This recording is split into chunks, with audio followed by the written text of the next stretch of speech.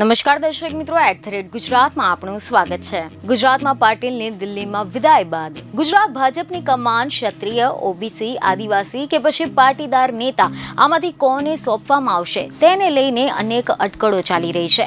રાજકીય ગણિતના આધારે જો અનુમાન લગાવવામાં આવે તો હાલ તો રાજ્યના મુખ્યમંત્રી પટેલ હોવાથી પ્રદેશ પ્રમુખ માટે પાટીદાર સમાજ સિવાયનો ચહેરો પ્રથમ પસંદગી બને તેવું માનવામાં આવી રહ્યું છે, જેમાં પણ ગુજરાતની ઓબીસી સમાજની વોટ બેંકને ધ્યાને લઈને પ્રદેશ પ્રમુખ માટે પાર્ટીની પહેલી પસંદ ઓબીસી ચહેરો હોઈ શકે છે। અને હાલ તો ગુજરાત ભાજપના નવા પ્રદેશ પ્રમુખ માટે 3 ચહેરા એવા છે કે જે ઓબીસી ચહેરાની ચર્ચા થઈ રહી છે, જેમાં છે પૂર્ણેશ મોદી, મયંક નાયક અને જગદીશ પંચાલના નામ મોખરે ચાલી રહ્યા છે। હાલ તો પાર્ટી આ 3 નામો પર મનોમંથન કરી રહી છે તેવી પણ વાતો વહેતી થઈ છે। ત્યારે આજે આપણે જાણીશું કે શા માટે આ 3 નામો પાર્ટીના લિસ્ટમાં મોખરે છે। તો સૌપ્રથમ તો આપણે વાત કરીશું ધારાસભ્ય પૂર્ણેશ મોદીની। તો તમે જણાવી દે કે સુરત પશ્ચિમથી ભાજપના ધારાસભ્ય પૂર્ણેશ મોદી એ ગુજરાત સરકારમાં કેબિનેટ મંત્રી રહી ચૂક્યા છે। માર્ગ અને મકાન, પરિવહન, નાગરિક ઉડ્ડયન અને પ્રવાસન તથા યાત્રાધામ જેવા વિભાગોના તે કેબિનેટ મંત્રી રહી ચૂક્યા છે। તેમણે કોંગ્રેસના સિનિયર નેતા રાહુલ ગાંધીની સામે બદનક્ષીનો કેસ કરીને ખાસી બધી પ્રસિદ્ધિ મેળવી હતી અને આ જ બધા કારણોથી તે પાર્ટીની અને હાઈકમાન્ડની ગુડબુકમાં આવી ગયા છે। વધુમાં તે સી આર પાટીલના વિરોધી કેમ્પના છે। આ બાબતે તેમને ફાયદો પણ થઈ શકે છે, જ્યારે પાટીલના ઉત્તરાધિકારી બનવા માટે નુકસાનકારક પણ થઈ શકે છે।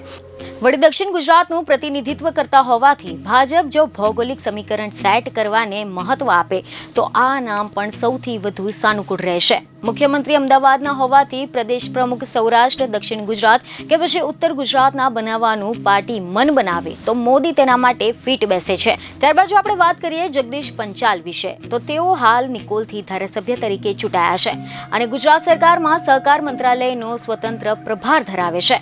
તે અમદાવાદ શહેર ભાજપ પ્રમુખ રહી ચૂક્યા છે।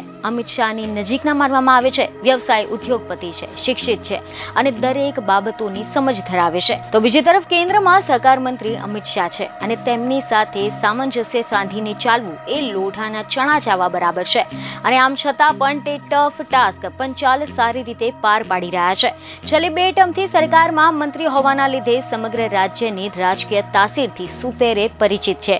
ઓબીસી સમાજના મોટું નામ તો છે જ, પરંતુ સ્વચ્છ પ્રતિત્વ ધરાવતા હોવાથી તેમનું નામ પણ હાલ વિચારણામાં છે। આ પછી જો આપણે વાત કરીએ મયંક નાયકની, તો તેમને ભાજપના પાયાના કાર્યકર તરીકે ઓળખવામાં આવે છે। તેમને હાલમાં જ પાર્ટી રાજ્યસભાના સાંસદ બનાવીને મોકલ્યા હતા અને તેમનો એક ગુણ એ ગમે એટલી જલ્દી સેટ થઈ જવાનો છે। ગુજરાત વિધાનસભાની ચૂંટણી પહેલા સમગ્ર રાજ્યના નાના સમાજોના પ્રતિનિધિઓને મુખ્યમંત્રીના બંગલે બોલાવીને મુખ્યમંત્રી સાથે મુલાકાતો કરાવવાનું મહત્વપૂર્ણ કામ કર્યું હતું। ઓબીસી સમાજની વિવિધ જ્ઞાતિઓને આ રીતે સીધા જ મુખ્યમંત્રી અને ભાજપ સાથે જોડવાનું કામ પાર્ટીને પણ પસંદ આવ્યું છે અને તેમને ઇનામ સ્વરૂપે રાજ્યસભાનું સાંસદ પદ મળ્યું હોવાનું ભાજપના સૂત્રો જણાવી રહ્યા છે। તો આ ઉપરાંત તેઓ ઉત્તર ગુજરાતમાંથી આવતા હોવાથી પ્રદેશનું સમીકરણ પણ સેટ થઈ જાય છે। નાયક હમણાં સુધી ભાજપના ઓબીસી મોરચાના પ્રદેશ અધ્યક્ષ પણ હતા। તેમનું સંઘનું નેતાઓનું સાથે પણ સંકલન ખૂબ જ સારું છે, જે તેમને પ્રદેશ પ્રમુખ પદ સુધી પહોંચાડવામાં ઘણું બધું મદદરૂપ થઈ શકે છે। બીજને ખબરો સાથે ફરી મળીશું। ધન્યવાદ।